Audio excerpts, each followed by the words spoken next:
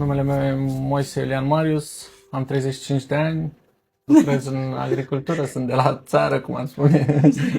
Am o întreprindere individuală și ne ocupăm cu cultivarea de cereale și mai apoi, eu știu, vânzarea.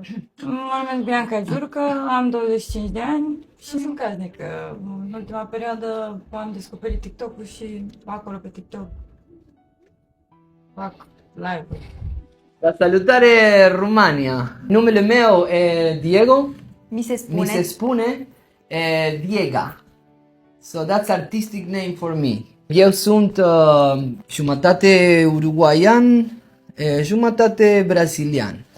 Bună, numele meu este Bianca, am 24 de ani, am lucrat în televiziune, am lucrat în diverse proiecte, studiez actoria, sunt actriță, am studiat muzica, sunt o artistă, de asta m-am îndrăgostit de un artist.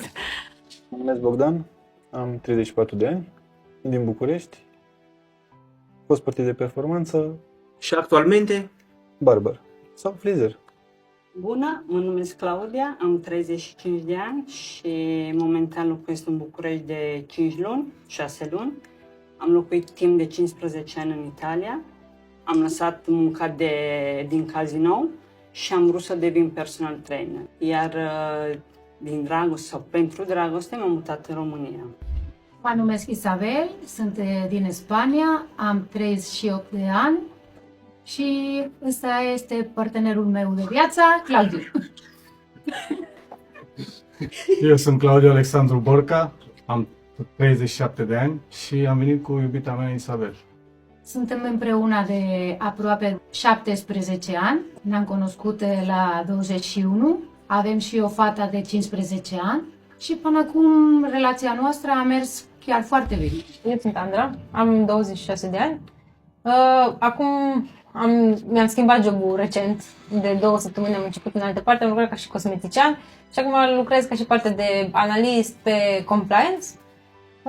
Am început să lucrez de acasă, e ceva nou pentru mine și sunt din Timișoara.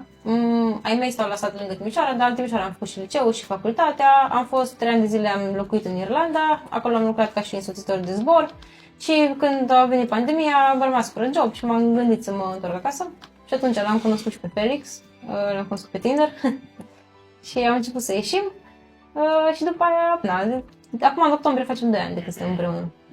Pe așa, numele meu este Verica Felix, eu sunt tot din Timișoara, de fapt sunt din Lugoj de lângă. În momentul de față sunt agent imobiliar.